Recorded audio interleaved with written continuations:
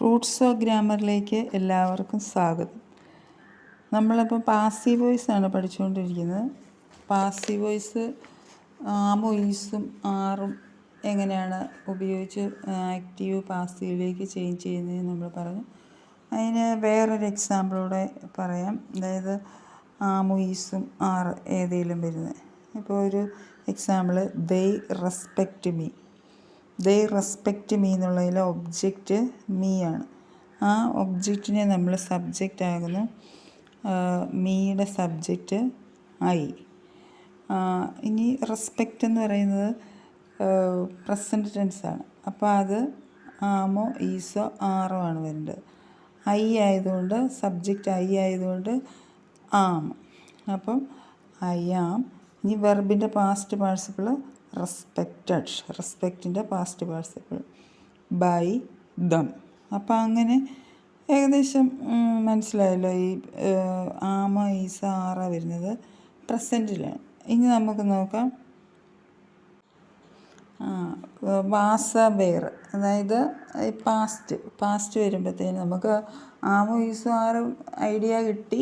അതുകൊണ്ട് നമുക്ക് വാസം വേറും എളുപ്പമായിരിക്കും. അപ്പം വാസം വേറും ഏത് രീതിയിൽ വരും നോക്കാം. ഇപ്പോൾ ഒരു എക്സാമ്പിൾ പറഞ്ഞാൽ സമ്മൺ റാങ് ഇതി ബെൽ. സമ്മൺ റാങ് ഇതി ബെല്ല്.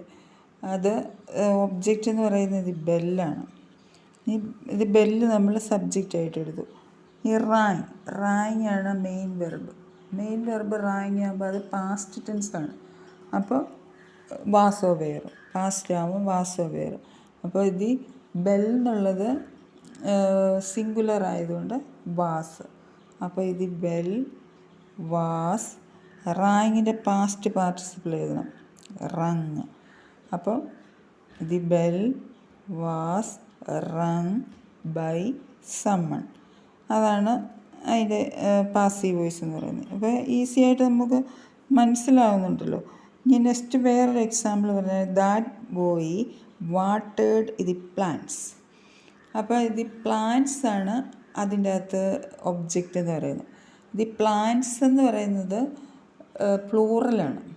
അപ്പോൾ അത് ഒബ്ജക്റ്റ് സബ്ജക്റ്റ് ആവും. അപ്പോൾ പ്ലൂറൽ ആയതുകൊണ്ട് തന്നെ അതിൻ്റെ ഓക്സിലറി വെർബ് ഏതാ വരുന്നത് നോക്കണം. ഇത് പ്ലാന്റ്സ്. വാസ് അല്ല വരേണ്ടത്, വെയർ. അതായത് വാട്ടേഡ് എന്നുള്ള പാസ്റ്റ് ടെൻസ് ആണ്. അപ്പോൾ സെൻറ്റൻസ് പാസ്റ്റ് ടെൻസ് ആയിട്ട് വാസോ വെയറോ. അപ്പോൾ ഇത് പ്ലാന്റ്സ് വെയർ വാട്ടേഡ് ബൈ ദാറ്റ് ബോയ്. അപ്പോൾ അതാണ് വാസ വേറെ. വേറൊരു എക്സാമ്പിളൂടെ നമുക്ക് നോക്കാം. The minister made a speech. The minister made a speech. അതിൽ മെയ്ഡ് എന്ന് പറയുന്ന പാസ്റ്റാണ്, വെർബ് നോക്കുക. അപ്പം വാസോ വേറോ വരും. അപ്പം തുടങ്ങേണ്ടത് ഒബ്ജക്റ്റ് സബ്ജക്റ്റായി a speech. Made past tense ആയതുകൊണ്ട് വാസോ വേറോ. അപ്പം a speech was made by the minister. അപ്പോൾ അതാണ് അതിൻ്റെ പാസീവ് വോയിസ് എന്ന് പറയുന്നത്. ഇനി അപ്പോൾ വാസും വേറും വരുന്ന ഏകദേശം മനസ്സിലായല്ലോ. അപ്പോൾ എല്ലാവരും വീഡിയോ കണ്ടിട്ട് സബ്സ്ക്രൈബ് ചെയ്യണം, ലൈക്ക് ചെയ്യണം. ഞാൻ ആദ്യമായിട്ട് ചെയ്യുന്ന വീഡിയോ ആണ്. എല്ലാവരും ലൈക്ക് ചെയ്യുമെന്ന് വിചാരിക്കുന്നു. ഇനി നമുക്ക് അപ്പോൾ നമ്മൾ വാസം വേറും വരുന്നത് പഠിച്ചു. ആമ ഈസ ആറ് വരുന്നത് പഠിച്ചു. ഇനി നമുക്ക് കണ്ടിന്യൂസ് ടെൻസ്, അതായത് ING ഫോം വന്നാൽ എങ്ങനെ ചെയ്യാം, ING ഫോം വന്നാൽ എന്താണ് ചെയ്യേണ്ടത്. അപ്പോൾ ING ഫോം വരും. അതായത് കണ്ടിന്യൂസ് ടെൻസ് ആണെങ്കിൽ എങ്ങനെയാണ് ചെയ്യേണ്ടതെന്ന് ഇപ്പം എക്സാമ്പിൾ പറയുകയാണെങ്കിൽ, അപ്പോൾ അതിനൊരു എക്സാമ്പിൾ, ഹീ വാസ് റീഡിങ് ഇത് ന്യൂസ് പേപ്പർ. ഒരു എക്സാമ്പിളാണ്. അതായത് ING ഫോം.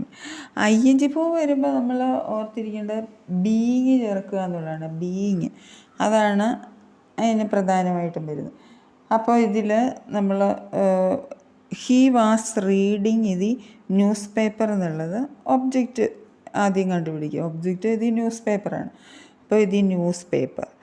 ഇനി വാസ് റീഡിംഗ് ആണ് കിടക്കുന്നത്. അപ്പോൾ ഓക്സിലറി വെർബ് സ്വാഭാവികമായിട്ടും ഇവിടെ വാസാണ് കിടക്കുന്നത്. പക്ഷേ അത് ഒബ്ജക്റ്റ് സബ്ജക്റ്റ് ആകുമ്പം സിംഗുലർ ആണോ എന്നൊക്കെ നോക്കണം. അപ്പോൾ സിംഗുലർ തന്നെയാണ്, ഇത് ന്യൂസ് പേപ്പർ എന്നുള്ള സിംഗുലറാണ്. അപ്പോൾ ആ വാസിന് നമ്മൾ വാസ് തന്നെ എഴുതാം. അതേസമയം അത് പ്ലൂറലായിരുന്നേ വാസിന് പകരം വേറെ. അത് നമ്മൾ ഓട്ടോമാറ്റിക്കായിട്ട് ചെയ്തു പോകുന്നു, അറിയേണ്ട കാര്യമാണ്. ഇനി റീഡിങ് എന്ന് പറയുന്ന ING ഫോം കിടക്കുക. മെയിൻ വെർബാണ് റീഡ്, അതിൻ്റെ ING ഫോമാണ് കിടക്കുന്നത്. അപ്പം നമ്മൾ ING ഫോം വന്നാൽ ബീയിങ് ചേർക്കണം. BEING. ആ ബീയിങ് ചേർത്തിട്ട് അപ്പം വാസ് എഴുതി, അതിന് ശേഷം ബീയിങ് ചേർത്തിട്ട് വെർബിൻ്റെ പാസ്റ്റ് പാർട്ടിസിപ്പിൾ, അതായത് റീഡ്, അതിൻ്റെ past tense read, past participle read തന്നെ, അതായത് READ തന്നെയാണ്, സ്പെല്ലിങ് അത് തന്നെ. അപ്പോൾ ബൈ, പിന്നെ നമ്മൾ ഹീ അല്ലായിരുന്നു, സബ്ജക്റ്റ് എന്ന് പറയുന്നത് ഹീ ആയിരുന്നു, അതിൻ്റെ ഓബ്ജക്റ്റ് ബൈ ഹിം. അപ്പോൾ അത് മനസ്സിലായല്ലോ. എന്ന് പറഞ്ഞാൽ മറ്റൊരു എക്സാമ്പിൾ പറയാം. ദേ ആർ ക്ലീനിങ് ഇത് കിച്ചൺ. ദേ ആർ ക്ലീനിങ് ഇത് കിച്ചൺ. ഇത് പ്രസൻറ്റ് കണ്ടിന്യൂസ് ആണ്. അപ്പോൾ മുമ്പേ നമ്മൾ പറഞ്ഞത് പാസ്റ്റ് കണ്ടിന്യൂസ് ആയിരുന്നു.